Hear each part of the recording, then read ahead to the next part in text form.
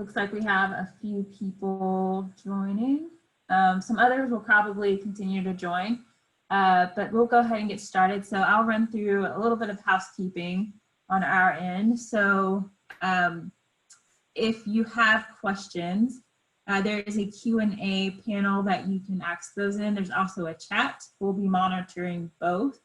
You can also raise your hand at any point and I can unmute you if you're open to asking your questions live, but the chat and the Q&A functionality is there for you. Also, this will be recorded, so for any of you that are members, startup members or professional members, all of this will be put into the Slack channel. If you're not, I'll go through how you guys can get involved with that at the very end. Yeah, we can go ahead and get started. So Joe, why don't you tell us, just introduce yourself, your background, and all that good stuff. Yeah, absolutely. Kayla, first, thanks for organizing. Thanks for putting this together. I know things are changing right now, but it's also a good time to maybe take a step back and look at product market strategy. Just quickly about me. So I've been in what I would define as the smart building space, energy management and building space for most of my career, first as a consultant, past 10 or so years in technology, was a sales engineer for a while, but really started digging deep into the industry when I was a product manager at Johnson Controls. So I was leading development of a couple of applications within a cloud-based building management solution. So you have a building automation system which controls, typically it's on-premise and it controls the individual building across a campus, and that could be a university, that could be across the country, across the world. There remains a gap, I would say, that's being filled, but a gap around how do we manage these buildings and how do we transfer that data to the cloud and analyze it. So I was there for a couple of years. I then joined a company as the first product hire, Lucid, which is now actually has been acquired by Acuity based in Atlanta, to connect the dots a little bit.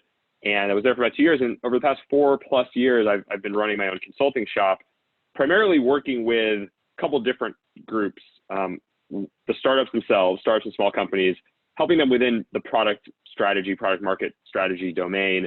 That can be smaller engagements around competitive landscape, market sizing. That can be help with go-to-market. It also can just be as an advisor, supporting them, figuring out the space, figuring out how to really differentiate, because there are a lot of technologies out there, and also understanding, bringing some of that knowledge of the channels to market and the way this market works.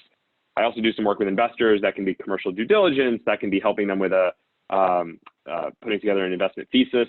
I've done some work with utilities, also looking to access my market knowledge. And then sometimes building owners and operators, though that's not the core focus, but every once in a while I'll get requests to help review an RFP, provide some insight, or just help them figure out how do we solve this problem. And the problem can be, we want real-time data in our buildings. The problem can be, we're trying to understand how to do space utilization and what are the various technologies out there. So a variety of things. Last thing I'll note, I try to write a lot about the industry. Just yesterday, I shared a post about HVAC in a post-COVID world. I can touch on that today if people are interested. And just really interested in networking. And this group is a great opportunity to connect with and help and advise very, very small companies, which really I think there's a lot of opportunity for innovation in this space. There will continue to be, and I'm thinking smart building specifically, but you could argue that's across real estate. Awesome. So I'll kick us off with our first question. And like I said, while I was kind of explaining, please drop your questions in the Q&A or chat. But why don't you tell us, over the last few weeks, what's been the biggest shift that you've seen with everything happening?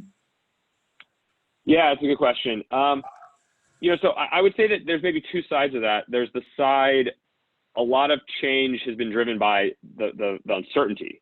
So if you're a large company, you're uncertain about just overall state of the economy. So that might cause you to put pause on certain things, certain initiatives. If you're a small company, you're probably trying to figure out how do we extend our runway. And there's a variety of ways to do that. So I think that's one change. The uncertainty I mentioned first, though, because a lot of people just aren't really sure what happens, what does this mean?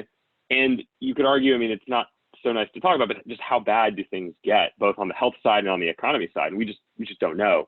But I would also say, as it relates specifically to smart buildings, buildings are still generally open. They may be very, very unoccupied, but they're generally open. I've spoken to a couple of building managers, chief engineers, building facility directors, people who are operating the building. And while they are working from home more, they are certainly still, the buildings are open. There are still, traders, for example, might have to get into the office. There are people who work in public health that are probably getting into the office or need to get into the office. So the buildings are still open, and there are maybe even more facility services occurring. I would say that in terms of technology adoption, I am seeing more willingness to VPN in or remote desktop in to connect to the building automation system remotely, which you can do. It's not like it's not possible, but there's probably a server in that building or a computer in that building that is running HVAC and maybe lighting and maybe other systems, and you can connect into it and change things. But it's not, from an architectural point of view, it's not a cloud-based system. So does the fact that they're now willing to connect in, remote in, does that make them more accommodating or more open to cloud-based building management, which I think has a lot of opportunity? Adoption hasn't really taken off yet. So that could be a potential good thing that comes out of this. But there's definitely a lot of uncertainty. There's some fear and maybe some doubt, although the fear and the doubt, I think we're still trying to figure out, how much. Right. So it looks like we did have our first question come in. So Anonymous asks, so much of smart building technology is the big guys. What is the best strategy for working with them? Yeah, so it's a great question. I'm actually going to, let me see if I can do this. I want to share this. Please let me know that you can see it. This is actually how I think of the smart building landscape. And I simply wanted to show this just because I think it might be, actually I was going to talk about this anyway, but it might be illustrative for this question. So this is just something I put together, and to talk you through it real quick, on the y-axis, we have just what is actually being delivered. And there's kind of on-premise, and I describe it analog because in some cases, if you're actually delivering service in a facility, it is a person turning a wrench, for example. So there's actually a truck being rolled. And then cloud-based digital. And then across the bottom, it's kind of just the outcomes, right? So there's compliance, like we have to do this because we're required. So, fire suppression systems have to be inspected, it's required. Reducing expenses, so that's energy expenses, that can be maintenance expenses. Experience, and then generating revenue. Experience is we want to deliver a better building, generating revenue. So to the question, to be more tactically to answer that, yes, you're right. The traditional building management, the equipment, the OEMs, fire safety, elevators, lighting, HVAC. If you look at the size of the market, I mean, HVAC is 100 billion in revenue worldwide every year. Fire and security, I think, is close. Lighting, not nearly as much, but still billions. And then the service and the maintenance is tens of billions on top of that. So that's vastly bigger than anything up here to the right. Building automation systems are part of that as well. So the red is kind of the traditional on-premise established vendors. In terms of how to work with them, there are a couple different approaches, and I would say different approaches may work differently or be better, worse with actual vendors. I think on one hand can go to the branches. So if you're a JCI, where I used to work, a Siemens, a Trane, you have a network of branches. And those branches are really delivering a lot of the services and a lot of the value to individual buildings. They probably have enterprise teams that are going to be delivering an enterprise platform if you're a named account, for example. But working with them can be useful because some of them are franchises. They're not actually owned directly. So Trane has franchises, for example, not all, but some. Siemens doesn't have franchises, but they're very independent. So if you find a Siemens branch that just needs to deliver value in a certain way, the Siemens branch can find a vendor, not go sell something that's Siemens. JCI is a little different. They're a little more focused on selling blue stuff, as they would say, like Johnson Controls equipment and products. But going to the branches can be a useful way at an early stage because there's less administrative burden, if you will. There's less time. You might just be able to get that connection and get a sale. Moving forward, that gives you an entry point into the corporate these companies have been partnering with small firms. I've seen that, maybe not as much as you might expect, given all the opportunity and all the innovation that we might see, but they've also been acquiring. Siemens has made a number of acquisitions in the smart building space. JCI has made some investments and some acquisitions. So I think the approach that without knowing a lot specifically about what product is being sold, what solution is being sold, I think that there's something to be said for finding a branch, trying to connect that way. But I'll tell you, I mean, I've worked with companies that we're going through over a month or two and looking at all the different channels, because there are facility management software platforms. Yardi is a big one. There may be opportunities, not necessarily with Yardi, but with one of those companies to partner with them and to deliver your value.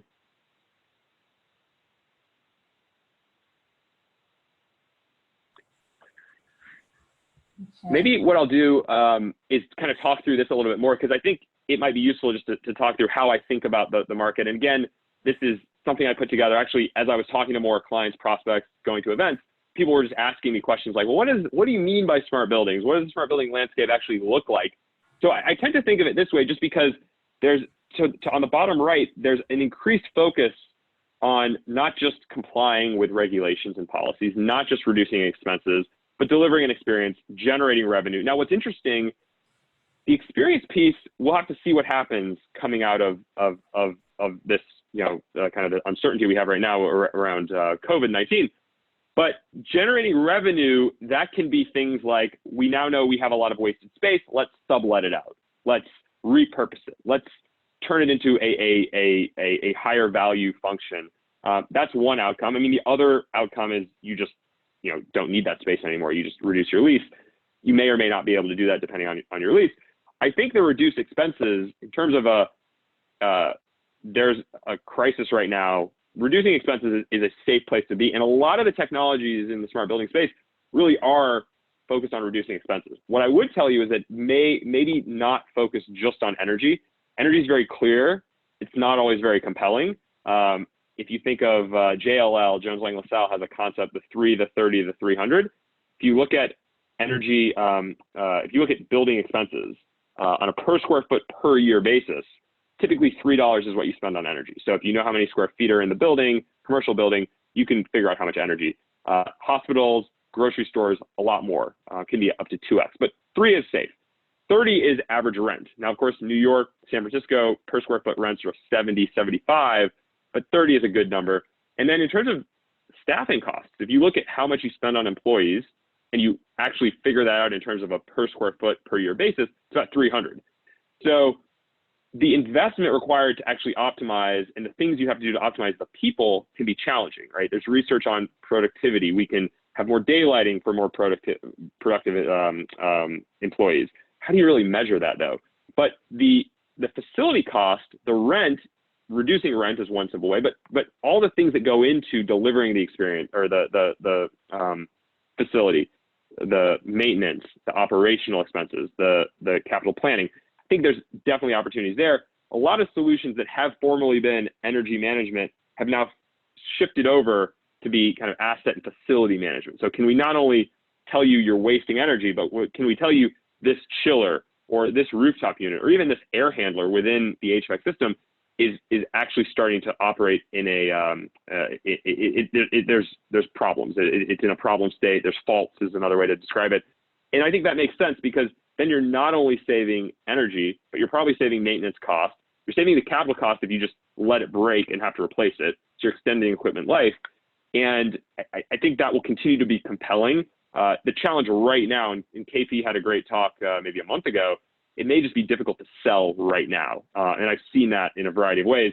I think that things will get back to some normalcy, even if it's not back to a booming economy. And cost savings, having a real reducing expenses will be a real good way to do that. I'll take a break there. I mean, I think some of this is self-explanatory. I'm trying to get at just specific types of categories of technology in smart buildings, but I'll leave it up for a little bit. I think we have another question. Yes, you did. So this person is with a facilities management software company in stealth mode. And they ask, what key features would suggest that Maximo, Yardi, FM systems, etc., are missing the boat on? what market would you say has the biggest need? Yeah, there's probably a handful. A couple I'll share. I would say that some of these products are on premise, are very much kind of sold in almost like a mainframe like model. You know, you buy, you spend a lot of money, you deploy, you do it all over again 2 years, 3 years, 4 years later. I think that has already been shifting more to a cloud-based solution. I think the cloud-based solutions make a lot of sense when you're talking about FM, because the challenge, the reason why you don't have a lot of cloud-based building management is there is some hesitancy about controlling your building from the cloud is kind of the end of it. So from a cybersecurity point of view, are we opening up ourselves to a threat? And the threat could be, you know, we're going to turn off the ventilation and the air conditioning in the building. And there's also cases where going through an HVAC contractor, you can actually steal credit card information. That's actually how Target, I mean, it's more complicated, but that's generally how Target, the credit card hack at Target happened.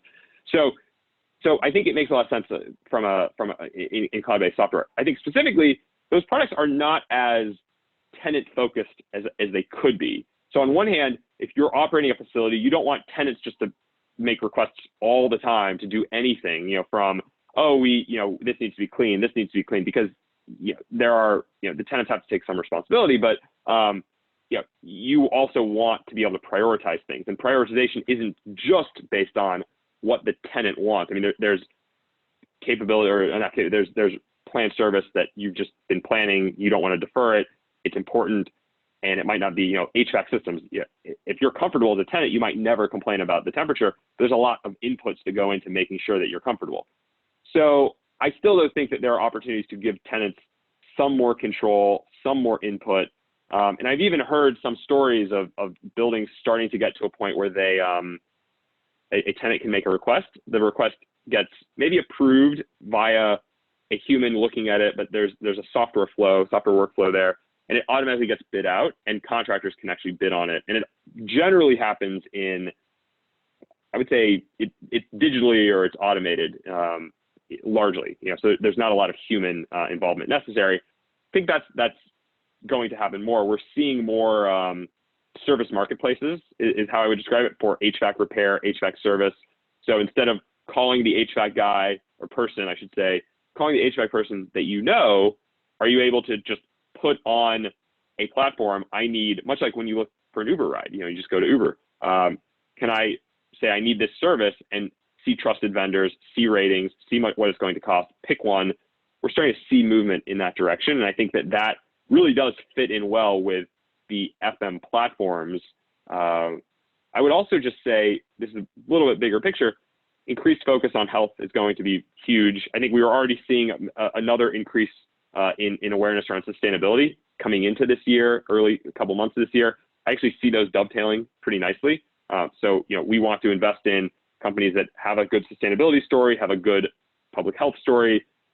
It's all corporate responsibility. It's all, it's all somewhat relevant. And I think that more and more we'll look at a lot of risks being not just financial risk, right? We are already seeing BlackRock, for example, talk about, you know, risks around sustainability and climate change. I think that public health will fit into that very nicely, because we're seeing what happens when you're not you know, when a pandemic strikes.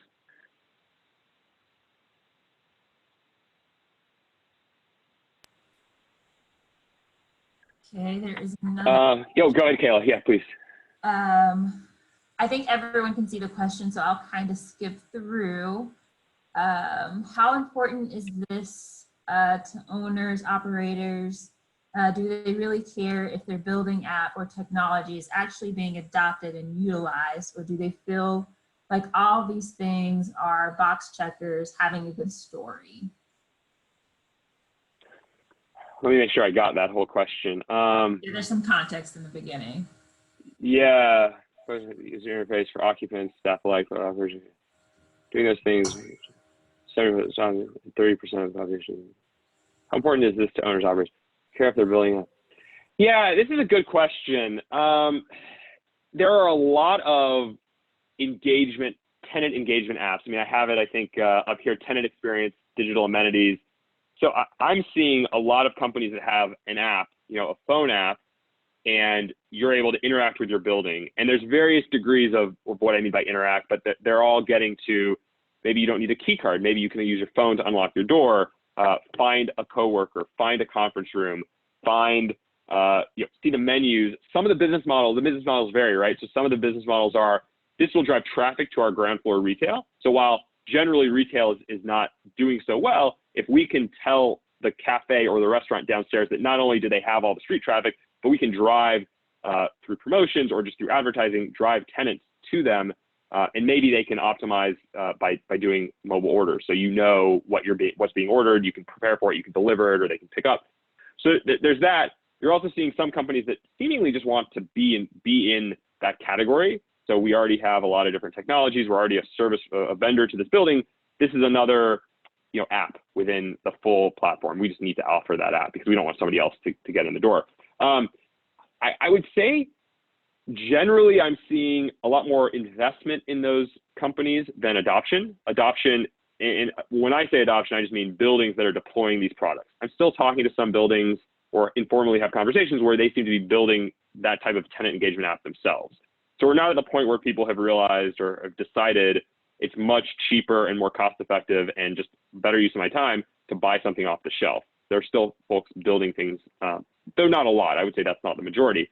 I mean, the building, I think the engagement piece, to get to your question in terms of we have an app, we're getting a lot of engagement, I think it does matter. I wouldn't describe it as not mattering, but I think if you can connect it to other outcomes, it will be more compelling. So does this lead to higher utilization of the space? So you're renting or leasing an office, if you're able to say, well, before our app or on areas of the building or tenants in the building that are not using the app as much, not as many people are coming into the office. So maybe one could draw the conclusion this app is helping with engagement, it's helping deliver a better experience, and it's at the end of the day, the workers, the tenants want the experience.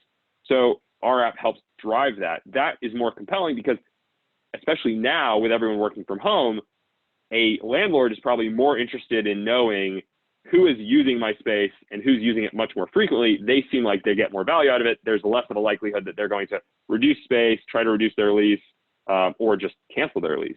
And I think that I've heard two schools of thought. After this, we'll be so thirsty for interaction that everyone will go to the office and no one will want to work from home. Others will be, companies will say, we don't actually need offices anymore. I think that the actual outcome will be somewhere in the middle, but I tend to think people will want more interaction. And a lot of companies were investing in open office space just to drive interaction and collaboration and generally innovation across different teams. So I tend to think that the interaction piece does matter. I think it's how you characterize it or the adoption. And I would say it is a good story, but it's maybe part of the story. What remains to be seen is how does this change now that I think across the board, everyone will be looking at cutting costs. And I don't have a good signal yet on that.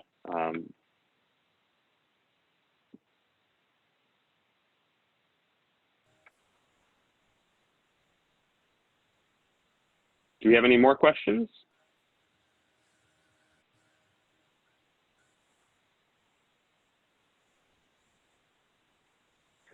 I can share a couple more thoughts, and maybe we'll get more questions as we go through this. I'm just let me pull up my notes. Yeah, so I would.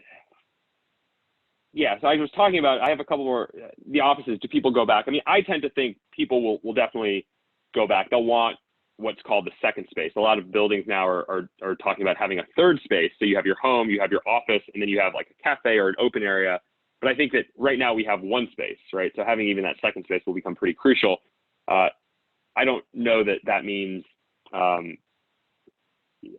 the individual companies are still going to have to make decisions. And at the end of the day, having an office, not having an office, if it's a question of, do we have, do we survive or not, they'll get rid of the office or downsize the office. The other side of it, though, that's interesting there's actually a lot of empty space in offices. CBRE's APAC group research team out of APAC, maybe a couple years ago now, put together some research that found that 40% of office space is empty. And this was across 10 to 15 different countries: Europe, America, and Canada, Asia. I think Australia was in there. So it was worldwide. And the actual numbers were a little different, but the average was 40%. And I think the challenge is that this is not, we have 10 floors and 4 of them are completely empty. The situation is more, couple desks here are empty, couple desks there are empty. Some space over here, we haven't really figured out what to do with it because it's too small for, for a kind of an open space for meetings. It's too big for, for whatever other use case you might have there. So figuring that out is challenging. There are solutions now that help you figure this out, help with planning, help with capital or space planning. And I think that, we might see companies try to get a little more creative. What do they do with the space? Can they sublet it? That said, there may not be a lot of takers for sublet space, or less takers, so putting that much supply. But that's one of the reasons that I think while companies will still have offices and still want to utilize offices, they may be a little bit more mindful of how much space do they really have and do they really need. You could also see a scenario where some people come in on certain days, some people come in on other days, and it's kind of organized by teams. So your team is all there on Mondays and Wednesdays, other teams are there on Tuesdays and Thursdays, and all in all, we get some office time, but we don't need as much office space. I think that's something I'm going to watch. People have asked me, like, what are you watching for to figure out, do offices come back, if you will, do we actually continue to use them? And, I think we'll have to see,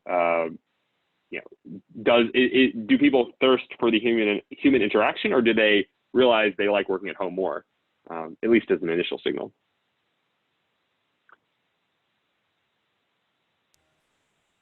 Yeah, a couple more questions coming in. Yeah.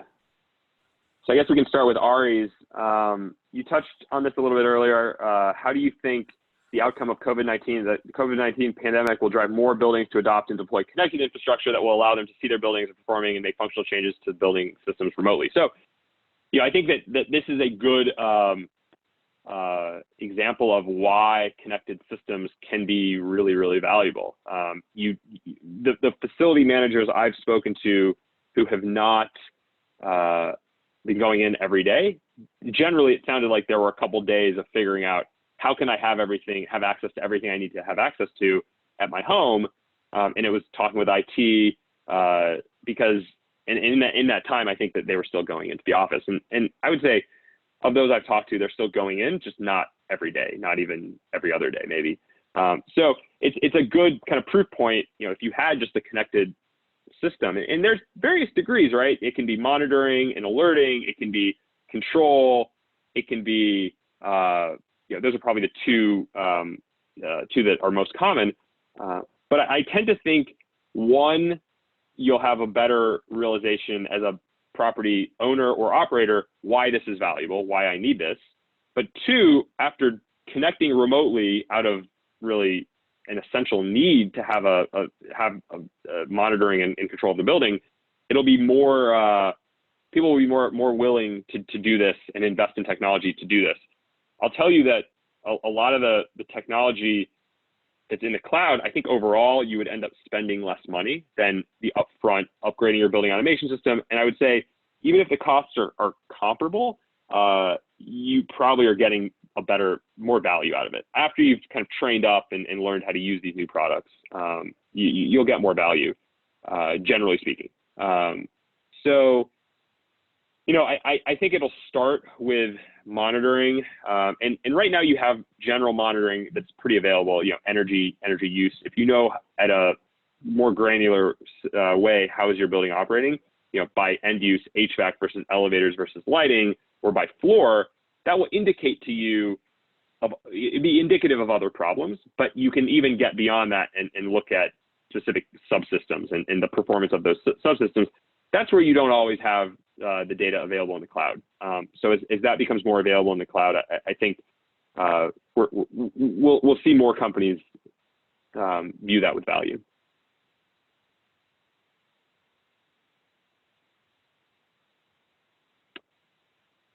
So then what if we go towards a more fully distributed model? Is the smart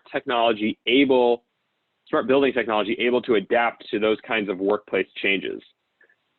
So, I mean, a fully distributed model, there you have, I guess you probably, I could interpret that a couple different ways. There could be no offices at all. There could be, some workplaces to allow for some meetings. I don't know that we get to a point where there's no workplace or offices at all. And if we do, something else I think has to kind of fill the void, because you still have a lot of collaborative work. I think work is generally getting more collaborative, not less. There's obviously people who can work, at home every day, not have to meet with anyone else, and that's certain jobs. So the smart building technology, I mean, if there, on one hand, if there are no offices, no need for offices at all, there's a lot of technology out there that you don't really need, you just don't need to have anymore. But I think that's a very extreme potential outcome. I would say that a lot of the technologies I'm seeing now can do a few things that do satisfy a more flexible work environment. So better optimization of HVAC and lighting, more occupancy based, as relatively common now within buildings that are adopting smart building technology. Having occupancy sensing is becoming pretty common, and that will allow you to turn lights off when there's no one there. So even if it's 3 p.m. on a Thursday, no one's in this space, we can turn the lights off. Also daylighting, maybe you can turn the lights off and open the shades, because that gives you the same amount of light, and the sunlight might be more pleasant than artificial light. Same thing with air conditioning. You always have a schedule. You should always have a schedule around when your building is being cooled or heated, and that can change. You can modify that, but it doesn't necessarily take into account, are there actually people here or not? So conference or an offsite for a company and their floor, if no one is there, the facility engineers are probably not going to go and they're not going to know in advance necessarily. So they're not going to, say that this building can drift a little bit higher in temperature today. If they've already pre-cooled or already started cooling in the morning before people arrive, they've already spent a lot of the energy to get the building to a comfortable temperature, the floor to a comfortable temperature. So that provides a lot of opportunity as work patterns change or become less consistent, which I think is a kind of a key component of a flexible work environment.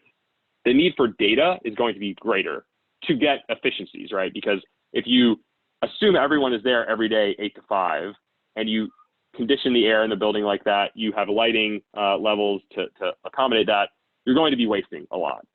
If you instead take in data to tell you when people are there, when aren't people there, then you can deliver the experience that people want when they're there without wasting a lot of the energy. But I also think there's a lot of tools, back to the point I was making earlier about facility or workplace kind of tenant amenities.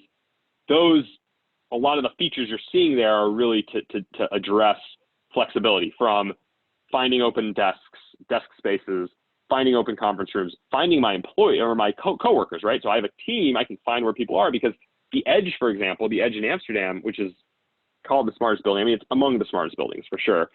They had no assigned desks throughout, and I think it was 1.5 to 2,000 employees. They have more than that arrived because the building is well liked. No one has an assigned desk. So you go in, a lot of funny stories and kind of unintended consequences, but you can go in the day before or the morning of and request a space to work out of, and that's how they do it. So it's 10, 15 stories. You may need an app to help you figure out where your coworkers are. So things like that, I think are certainly technologies that companies are moving in that direction. What's interesting is, and the last thing I'll say, now that we're dealing with social distancing, or the health recommendations are social distancing, we're all, I hope, keeping our social distance. You now have cases where you can very quickly in software make only half of the desks bookable. So if you have, desks that are very close to each other, you can just push a button and no one can be right next to each other anymore. And that's kind of an interesting approach certainly something that is not going to happen often, but that would be more difficult to do if you just told people, oh, don't sit next to somebody else. Maybe they would, maybe they wouldn't.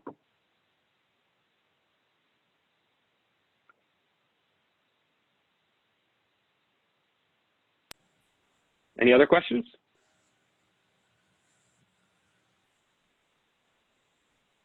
Something else I can talk about, and maybe folks will think of more questions. So I wrote a piece. It's on LinkedIn.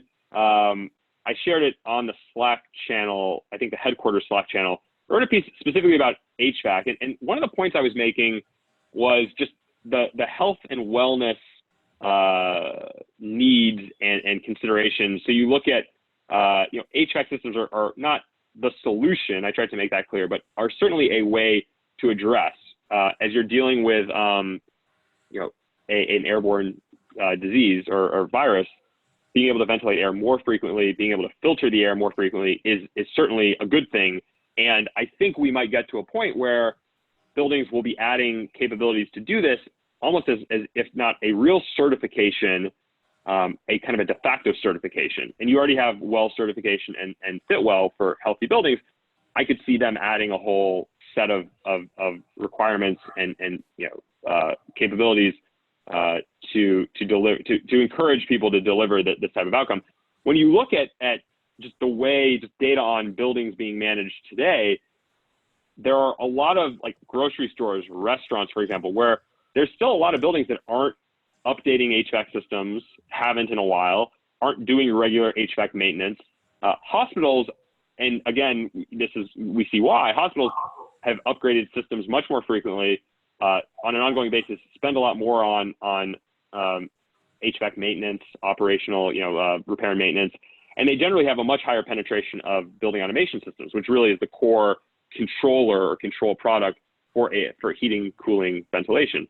So I could see more buildings adopting those types of technologies, meaning, if you're in the HVAC business, it's a good place to be. And that doesn't, of course, that does mean the HVAC OEMs who make the systems from the actual units that are doing the heating and cooling to ductwork to filters. But I think that, if you're a low margin business like a restaurant, you just say, well, to stay in business, we have to do a better job of cleaning the air because people aren't going to come here. Groceries as well. You might look for data-driven solutions that can help you deliver a better outcome without all the cost that is involved. So you can read more in the article, but yeah. So there was a question here regarding multifamily buildings, and I'm not sure. I think multifamily is particularly interesting. Maybe if Howard, if you have more to share about the question, you can just type it in. But yeah, I mean, multifamily is an interesting space because you have more adoption of smart technology because the people who live in the units want a Nest thermostat, maybe want a smart door lock. I know that individuals who own and manage multifamily in places like New York, they've said you definitely can get more in rent if you have a smart lock. So it's usually smart lock, maybe lighting and HVAC are next, and then anything else, any other type of smart building solution is probably, or smart home solution is below that, but it's always door lock first. And there's a lot of reasons why a door lock is nice. I mean, the tenants like it, but you can allow people to do self-guided tours, which can save you money, can give them a little bit more flexibility to go check out the space. There's probably other things where, package delivery would be another one. Maybe you can support package delivery more easily. So smart locks make sense. Here's the question. So, is there any data showing where the most bang for the buck is being realized? For example, IoT that's directed towards building owners, such as HVAC, and mechanical devices such as interval data versus resident-facing devices such as Alexa, door lock. Yeah, so kind of touch on this. It sounds like the biggest bang right now that I have heard about and have seen are smart door locks. That makes sense to me for some of the reasons I mentioned. The challenge with HVAC in multifamily is that there are cases that you don't have a central system, like you don't have a chiller plant, you don't have a central plant. So it can be harder to manage efficiency across the board. A Nest or smart thermostat like an ecobee certainly can help because they do allow the tenants to have a little bit more, a little more functionality. I would say though, door locks I'm seeing a lot. I think the tenant amenity angle, like a data-driven tenant amenity, and there's companies that provide actual services, actual amenities, but there's a tech basis or tech backbone there. Those are interesting as well. I'm seeing also companies that just have an IoT platform. And there's 4 or 5 of them. There's probably actually more, but there's 4 or 5 of them that I've heard of. The idea there is it's to support the multifamily operator wants to bring the consumer products into the multifamily site. When you go to an office, you don't necessarily expect it to have a Nest. You maybe want it to be comfortable. You want it to be, but maybe the building owner doesn't want you to change the temperature. They just want to have the ability to deliver a temperature to you. In a home, you want to change the temperature. So a Nest or an Ecobee are probably the two among the 2 that you would look at. Those aren't really enterprise products. I think they're both moving in that direction, but these IoT platforms allow you to manage as a building or as a group of buildings, all those thermostats, all the smart door locks, maybe smart lighting systems. Maybe it even fits into Alexa so that if you bring your own Alexa device, it'll automatically connect to all of your own systems or own devices in the unit. So I think there's a bang for the buck there. It's maybe not as easy to quantify on we get more rent, because you could argue just putting the Nest is what drives the rent. But once you have a Nest or an Ecobee or an August lock, you really, as the operator, need the ability to manage that as a fleet of devices, not as each individual building. So that's where the value fits in. And interestingly enough, those companies, the IoT platforms for multifamily, they seemingly are getting not only good partnerships with multifamily operators, they are also getting investment from them. So it's really a kind of a win-win. Their investors are also going to be their key customers that build their pipeline for them. What do you think the impact of Local Law 97 will have on smart building adoption? So it's funny. So this is in New York, and I think Local Law 97 is very focused on carbon emissions monitoring, and kind of limiting carbon. And I would say I think it's a good thing. I mean, the other program I would look at in New York is it's NYSERDA. So it's not New York City, but NYSERDA has a real-time energy management program. And NYSERDA is very much focused on supporting implementation and ongoing costs of real-time energy management. That's totally voluntary, but a lot of people are adopting. And those that don't, I think, already have systems in place. I would say that the easiest efficiency is always maybe the cheapest fuel, right? So instead of investing in renewables, instead of investing in a lot of new systems to reduce energy, efficiency, which can be very operational, is very is probably the most cost effective. And so when I hear we're being required to reduce our emissions, reduce our energy consumption, it will be really important to adopt smart building technology. Those that are focused on energy, but you could argue, if we know how many people are in our space, occupancy sensing, being able to build, a data-driven model around when people are there or not, that gives you a lot of kind of ammo to reduce operational expenses. Then, what kind of technology do you see in industrial real estate space in order to better manage efficiencies? So, industrial, I don't do as much work in industrial. I do some. Industrial, the big technology I've always seen in industrial has been demand response. Has really been one of the biggest, kind of most popular technologies. And really the whole point there is we're going to get a call or get a signal from a utility, usually in the summers, usually when it's hot, that says curtail your load. And it can be for a short period of time, it can be for an hour, it can be for a couple hours, and we will pay you to do that. So the idea of the utility, from the utility's perspective, is if it's a hot summer day, let's say Atlanta, where it does get really hot and very humid, and you need a lot of HVAC in July, they may have to start up a peaker plant, natural gas peaker plant, to kind of the very top end of how much energy is needed on the grid, or they can go out and pay different entities. Factories are using the most energy on a per square foot basis, and on a kind of, if we're looking for a building that uses a lot of energy, you're going to look at industrial before you look at an office. There's just more happening there. But it's also much more flexible. If you have an assembly line, multiple assembly lines, do you take tens of thousands of dollars to wait for an hour, or wait for a couple hours? And over the past 8-10 years, we've seen that yes, they do. That does a couple things. One, overall, maybe it doesn't reduce overall energy consumption because you're still using the energy at different times. But if you look at how we generate energy, not having to turn on a peaker plant to get that top bit of the spike or the peak of the demand, that can be hugely valuable in a lot of ways. So I would say that's what I'm seeing.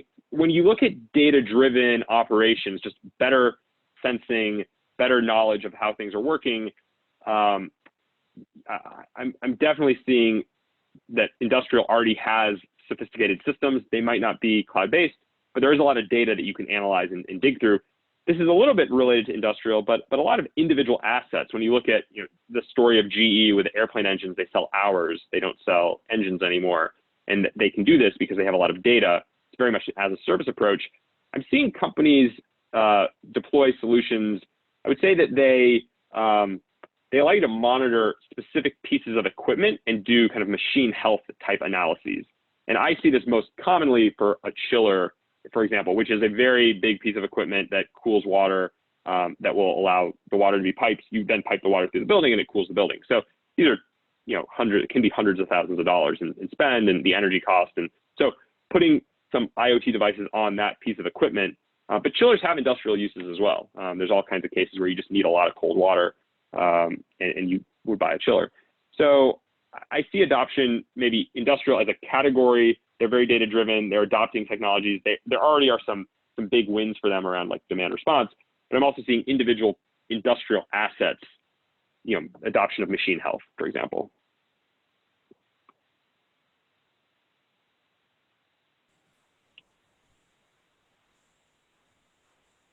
We're in the last 10 minutes or so. Are there any other questions? Are there any thoughts that you want to go over in the last few minutes, Joe?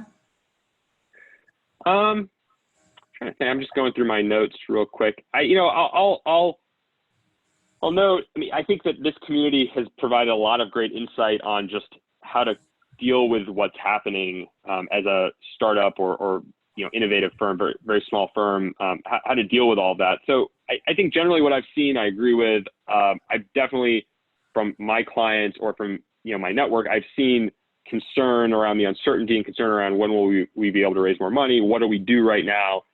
So I don't know that I have a lot to add there. I would say within smart buildings, a couple things to watch.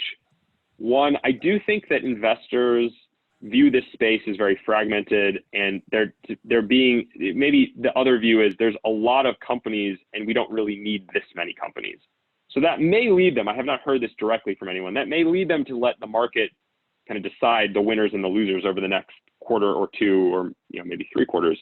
So rather than investing in a company that we have vetted, we will instead see in 6 months which companies are still around, and then we'll, of those, we'll look at the companies and consider an investment in one of them. I could see this happening. I'm not saying that this is happening. I'm not saying that I have been told we're doing this, but it is a fragmented market. I have lists and have just tracked hundreds of smart building vendors within just energy management type products, which is maybe the longest term or the oldest category within smart building tech. That's really been a kind of a technology play.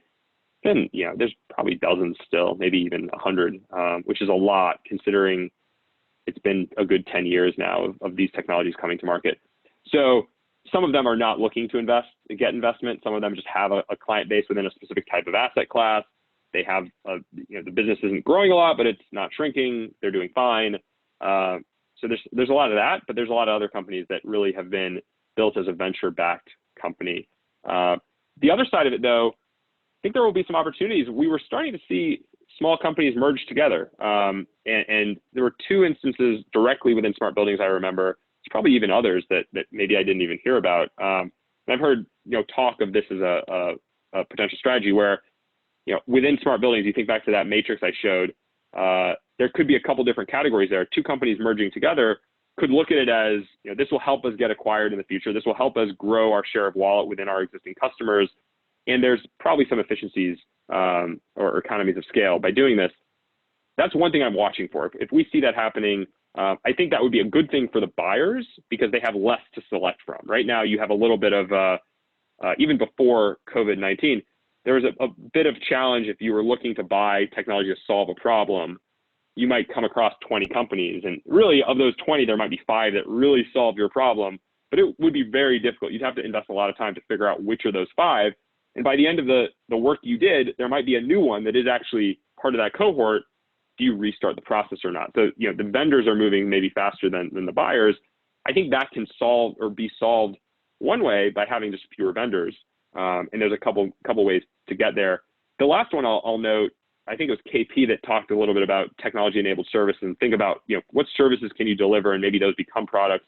I think that's especially true in smart buildings, just because a lot of what the technology brings to the table is the avoidance or the economization maybe of a service. So instead of cleaning every single space, can we use data to tell us where there were people today, and then we can clean only those spaces? That's maybe a kind of a simple example. I think that any thinking like that, even if it's we're not delivering an end product, but maybe we're supporting the end you know, teams that are delivering either contractors or in-house, I think that there's a fair bit that you can do there that will help prove your value. That'll again help with the cost-cutting mind shift.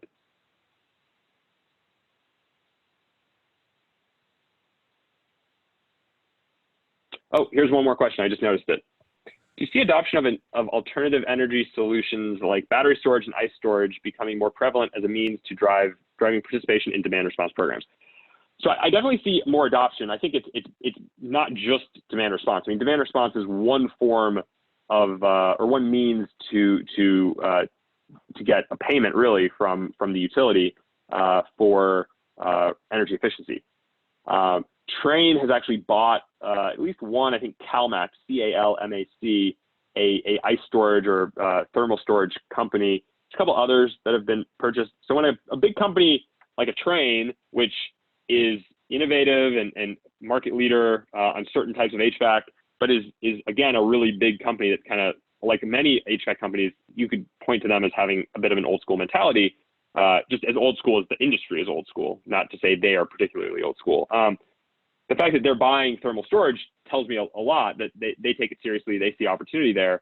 And I would say that when I look at other acquisitions Train, for example, has made, they aren't making a lot of like emerging, innovative, next generation technology, right? Their acquisitions tend to be, this is a service branch that's independent, they're a franchise, we want to work with them or buy them because instead of them going in-house. So yeah, I think that it has a role, certain applications maybe. There are other companies that do this for grocery stores. We'll just freeze ice overnight, and then during the day, your refrigeration systems can use the ice.